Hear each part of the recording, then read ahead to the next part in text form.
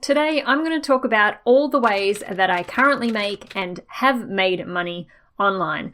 Welcome to my channel. My name is Caroline, and if you are new here, please take a moment to subscribe. You will join a beautiful community of like-minded people who all want to make money online and find financial freedom, as well as getting access to new videos that I upload every single week. I love making money online, and I have been pretty much obsessed with the idea of creating an online business for years, and I think a lot of other people like you guys watching, are also extremely interested in making money online. You wouldn't be here otherwise, right? Because of the potential it has to be able to create the kind of life that a lot of people dream about. The kind of life that you can do whatever you want, whenever you want. You do the things you do because you choose to do them, not because it's the only choice you have. Not being restricted by being told when you can start and finish your workday, when you can have lunch, when you can have holidays and how long for. Missing out on important life events because you can't get a day off work. I'm sure that every single one of you can relate to these things, and some of these things are things that have driven me over the years to build an online income that can support me, my family, and the kind of life that I want to build for us. And there are so many different ways that you can go about creating wealth online. I've tried lots of them myself. Some worked, some didn't. It's all about trial and error and really just finding what works for you, what fits in with the lifestyle that you have in mind, your skill sets, and the things that you actually enjoy doing. There are lots of online businesses that I started thinking that it was going to be perfect for me and I was going to love, only to find that I didn't enjoy it, or it didn't fit into the idea that I had of what I wanted out of an online business, or I just wasn't that good at it. On one hand, I do believe in committing to something and giving it your all for a specific period of time. So not just starting something and then a few weeks later moving on to something else and then a few weeks later onto something else.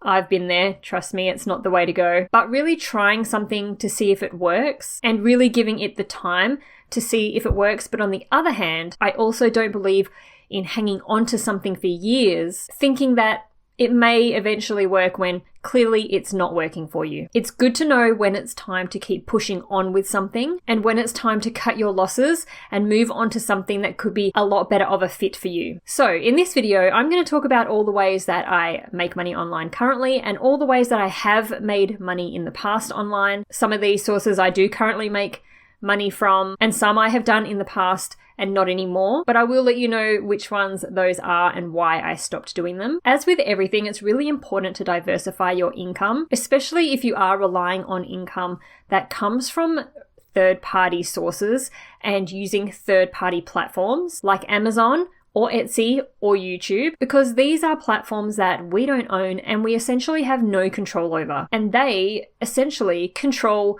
your income and your business. If you do have multiple sources of income and something happens to one of them where you lose a substantial amount of that income or the total amount of that income, hopefully by having these other sources of income, you won't be down to making $0 overnight, which can happen. So let's get into the ways that I personally make money online. The first one is publishing books. This is my favorite way to make money online because it's the thing that I enjoy doing the most, and what I realize now is that I'm most passionate about. I self-publish books through the Kindle Direct publishing platform with Amazon, and I sell my books through the Amazon marketplace. Publishing is a royalty type of income stream, and this is regardless of whether you self-publish books or whether you publish your books traditionally through a publishing house. Royalties is where you receive a percentage from each book sold. For the last year or so, I have been publishing low content books like coloring books, activity books, and puzzle books.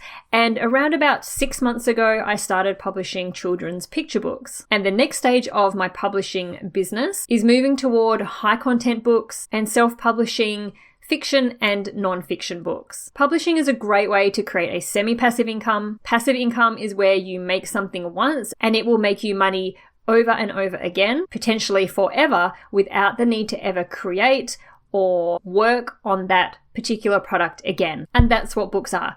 You write it once and it's available to be sold for people to buy over and over again. But I say that it is a semi-passive income because I do think it helps to grow your publishing income to publish more and more books.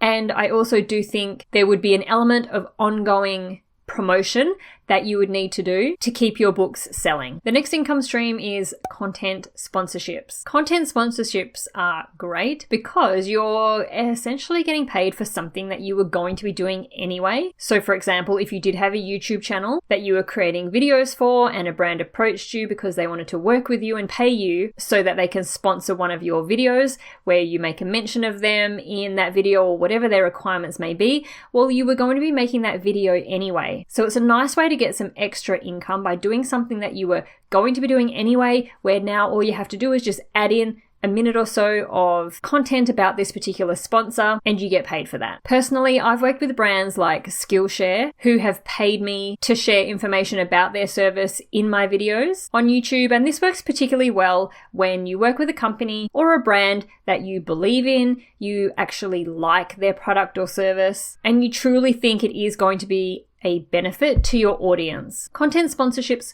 work across all different social media platforms. So if you are active and have a following on Instagram, for example, but not on YouTube, that is totally fine. You don't have to be everywhere. You can focus on just one platform and you can get paid by brands to talk about them on the particular social media platform that you use. The next income stream is YouTube ad revenue. The next way that I make money online is by receiving ad revenue from the ads that YouTube shows before my videos and sometimes during my videos. The YouTube Partner Program is a fantastic way to make extra money online. And while the rate and the amount you can make varies depending on things like what your channel and what your videos are about and the people who are watching those videos, you can make a substantial income from YouTube ad revenue. Now, I don't make what you would call a full-time income from YouTube ads, but there are some people out there just absolutely killing it, making in the hundreds of thousands of dollars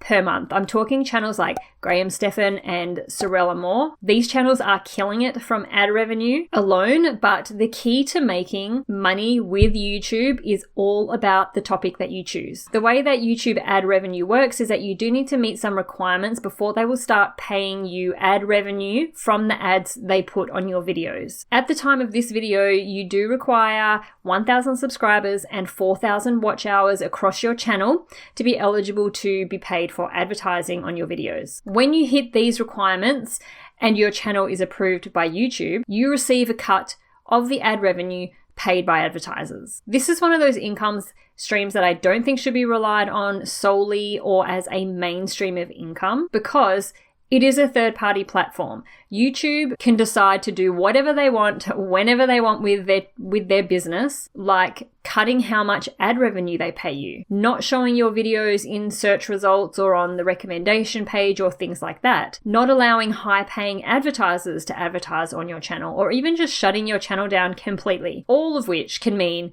you can stop making money from YouTube ads. It is good to use YouTube as a way to connect to your audience and then funnel them to other places, for example, your own website if you have products or services available for sale. And this is where you would make the bulk of your money from, or a more secure way to make money because it's not a third-party platform. And the ad revenue that you do get from YouTube is just a bonus for having a YouTube channel. The next income stream is affiliate income. Affiliate income is another way that I make money online and is basically promoting other people's products and services. And if someone buys that product or service because I recommended them, then I receive a commission from that company.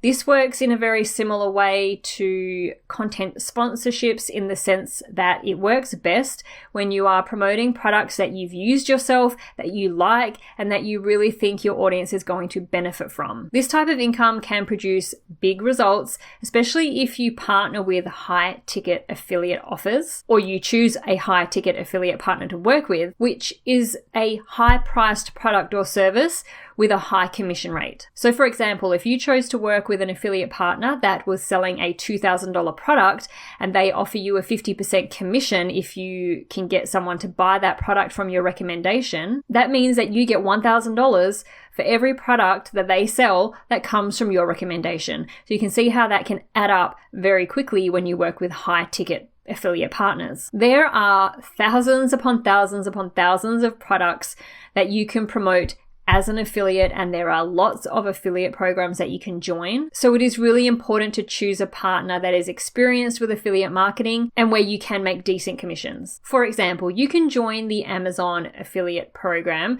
which then means you have access to millions upon millions of products that are available on the Amazon store for you to promote and receive commission on. But the thing about Amazon is their commission rates are very low. So in a lot of cases, they'll be paying you 1 to 2% in commission for items sold through your affiliate link. And Amazon is mainly known for selling low-priced products, affordable products. So you can imagine how much you are going to make and how long a substantial income is going to take to build up through Amazon when someone uses your affiliate link, goes to Amazon and buys a $20 product, and you receive maybe a 2% commission of that $20, as opposed to a high ticket affiliate offer where you could be making hundreds and sometimes even thousands of dollars each time someone uses your affiliate link to buy it. The next income stream is e-commerce. I love e-commerce. I really enjoy making money this way.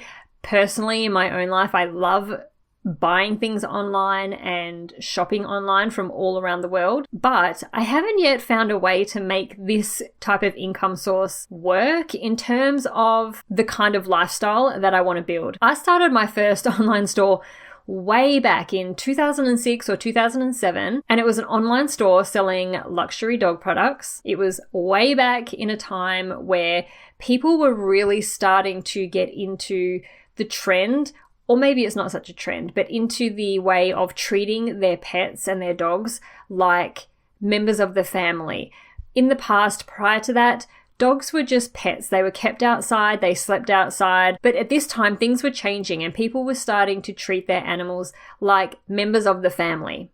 And they were starting to spend a lot of money on their pets. But it was still a very new trend at the time, and e-commerce itself was also relatively new in the sense that it definitely wasn't the most popular way to buy products. People were still very skeptical about online stores and whether they were going to be ripped off. I made a little bit of money with it, but it definitely wasn't passive. And what I realized is that wasn't the kind of business that I wanted. The kind of business that I wanted is where I can work from anywhere, anytime I want. Having an online store with actual physical products that you need the space to store doesn't allow you to do that because you need to be there shipping orders out. I also don't like the idea of having to pay out cash in advance for bulk inventory before I've sold that inventory. Over the years, I have tried to make e-commerce work for me by doing things like drop shipping where I don't need the inventory and I don't have to ship it out, which was a bit more successful for me. I also tried selling through Amazon FBA, where again, I don't have to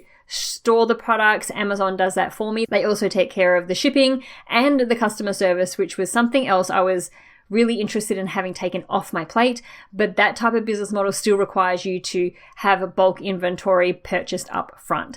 So that wasn't 100% working for me either. But I think what I really love about e-commerce is the potential of what you can make with an online store. I mean, you can scale an online store to multi-millions of dollars and beyond, but I just haven't found a product that I'm really passionate about selling. Not yet, anyway. So this is not something that I have focused on in the past few years. Print on demand. Now, this kind of income stream kind of falls into the e-commerce bucket of having an online store because you are still selling a physical product, and that is print on demand. Print on demand is something that I have experimented with over the last few months, and I enjoy it because it does have a design element to it, and that is something I really like doing. And it's a way that you can create your own unique products without needing to outlay cash for stock or inventory to stock your store. And then it is sort of combined with a drop shipping type of service because the print on demand supplier will print the product for you and then ship it out to your customer. So you don't have to be doing any of that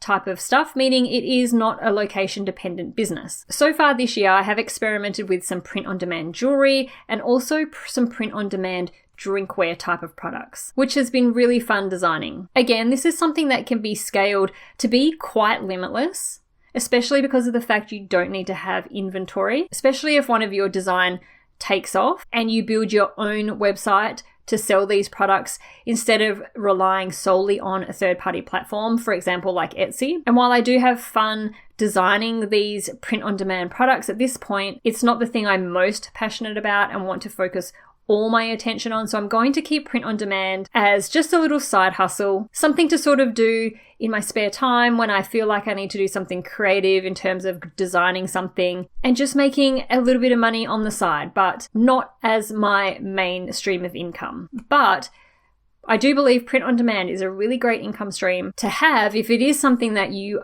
really enjoy and you are passionate about and want to make it your main business model to make it something substantial. The next income stream is eBay reselling. The last couple of income streams I'm going to talk about I have done in the past. They are not things I'm going to be doing in the future, but I will go over why I'm not going to be pursuing these income streams. The first is eBay reselling. When we were in the times of lockdown and we couldn't go anywhere, I thought it would be fun to find free secondhand books and sell them on eBay. Here, where I live, it is extremely hard to get rid of books if you want to get rid of books. The op shops, we call them, or the charity shops, do not take books in my area anyway. They don't take books anymore.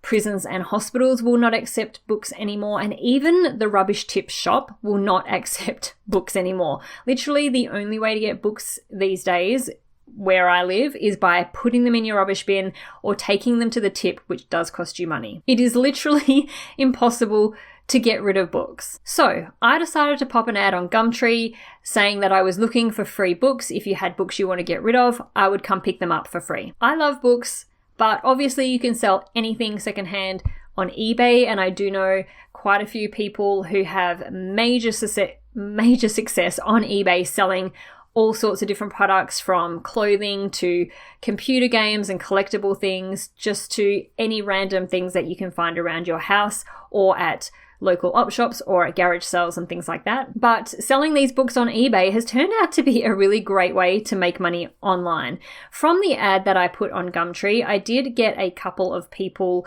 message me who had collections of books from, sadly, people who had passed away and things like that they were trying to get rid of. And there was just so many of them that they just had no idea how they were going to get rid of them themselves. Now that life is returning to normal, we can go out and about, we can travel again. I don't want to be locked down to one place where I have to be to run the business. Once I have gotten rid of the stock that I do have, I won't be getting any more books in, I won't be getting any more stock in, and I won't be continuing to sell books on eBay, because it is probably the least passive type of business that you could possibly have. You always have to be actively finding stock, and eBay works best when you are continuously uploading new listings every single day. So that's a lot of time being out and about finding products to list. There's then photographing the products to put on eBay.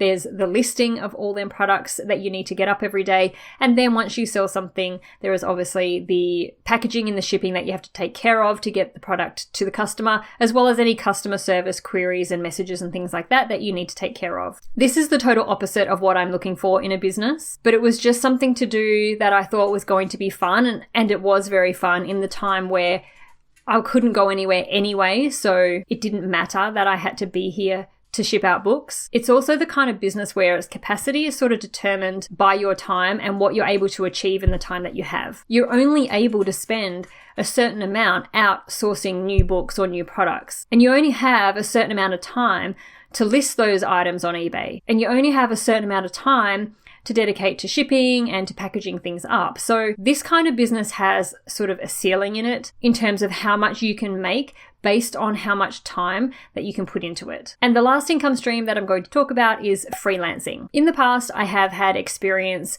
with freelancing way back in the day when I was first experimenting with trying to start an online business and how to make money online by being self-employed.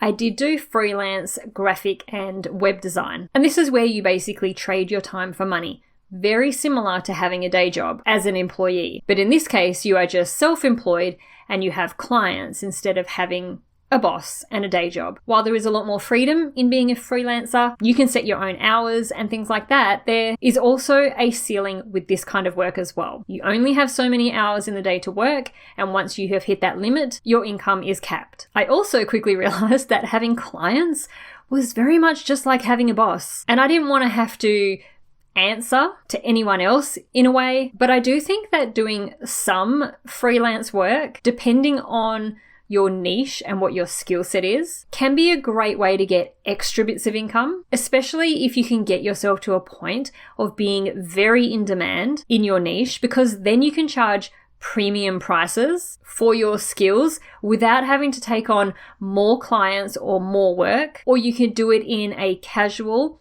or ad hoc type of capacity and just take on projects when you feel like it and when the amount you would get paid is substantial enough to be really worth it. Meaning it isn't your main source of income, it's not what you're spending the majority of your time doing, but just something that boosts your income and gives you a nice bonus extra income now and then. I hope you have enjoyed this video, and if you did like this topic, talking about different types of income streams, please let me know by giving this video a thumbs up. I would love to know what income streams you have, if any, so if you feel comfortable doing so, please let me know down in the comments below, and I'll see you in the next video.